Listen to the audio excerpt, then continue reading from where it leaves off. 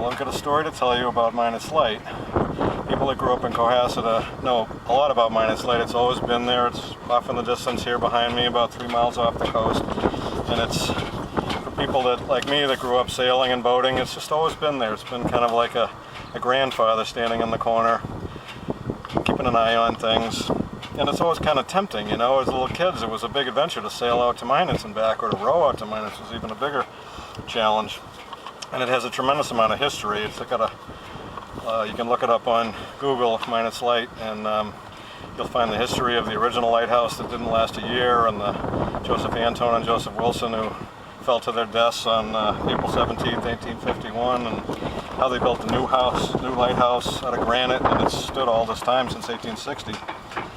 And there's a ton of stories. Edward Rowe Snow used to write books about it, and then there's all the local stories. Had a friend of my father's was somewhat notorious for having climbed all the way to the top and putting a beer can on the very tippity top of the spire.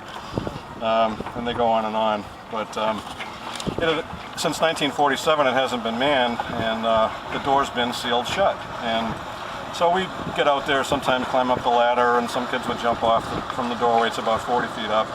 But we could never go inside, although the temp was always there.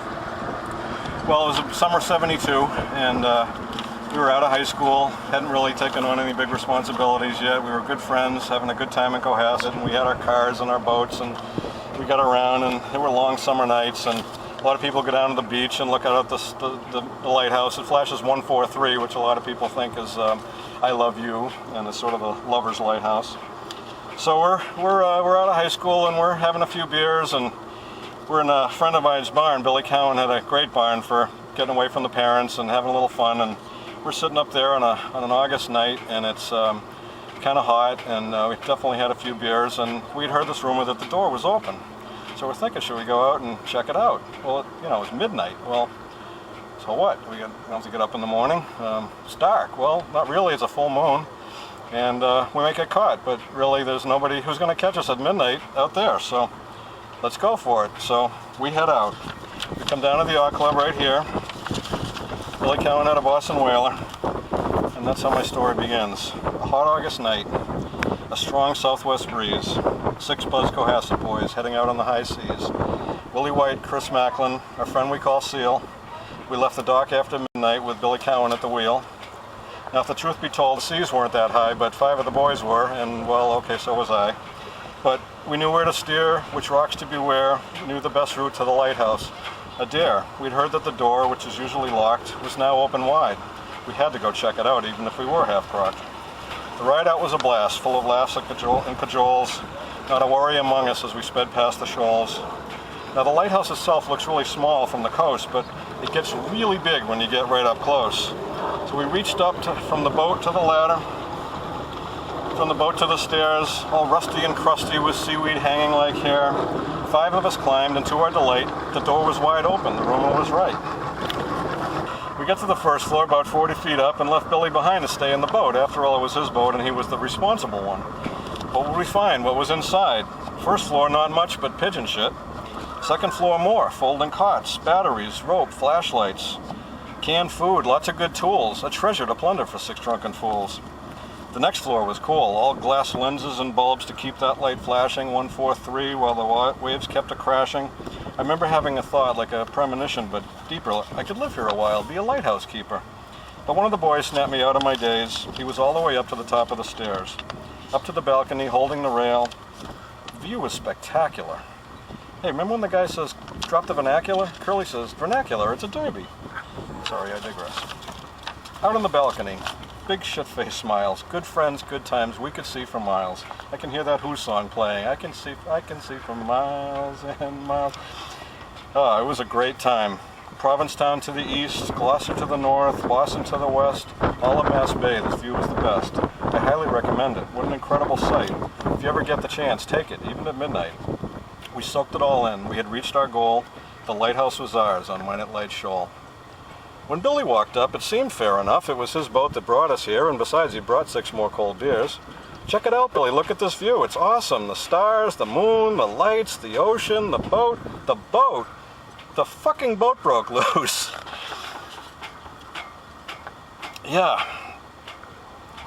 The wind and the tide were taking it astray, and the moment it took to realize our predicament, that fucking boat was 100 yards away.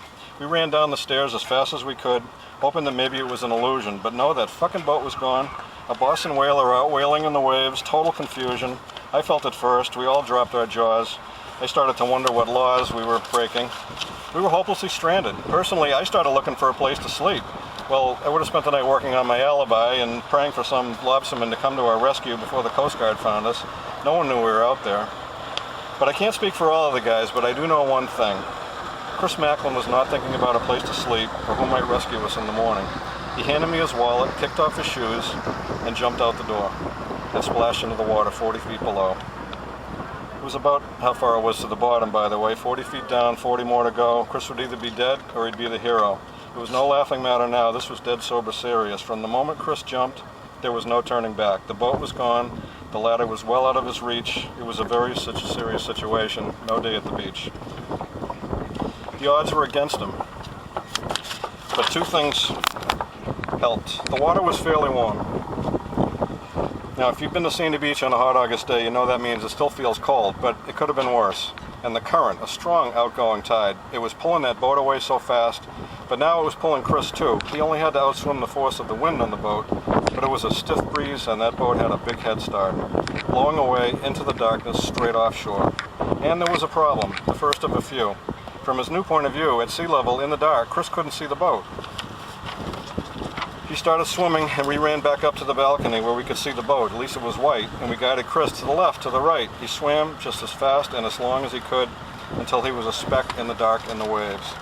There was no chance of return unless he caught the boat, and there was nothing we could do but watch and hope.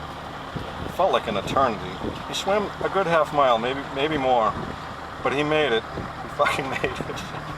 But now there was another problem. He got to the boat. He was so tired when he got there. His arms were limp, his body was cold and shaking, probably still drunk. He couldn't get himself into the boat. So he rested a while hanging onto the side and then finally dragged himself in to face another problem. He couldn't start the engine. It was one of those 40 horsepower pull cord Mercuries, could be very hard to start. It took him another 10 minutes to get his strength back. By the time he got it started, we could barely see him or the boat. But started he did with a puff and a roar. There were beers in the cooler, so Chris had one more. He sped back to the lighthouse, a big smile on his face, and we flew down that ladder. Let's get the hell out of this place. 6 buzzed Cohasset boys got off Minot's Light and rode safely home on a hot August night. Thank you, Chris.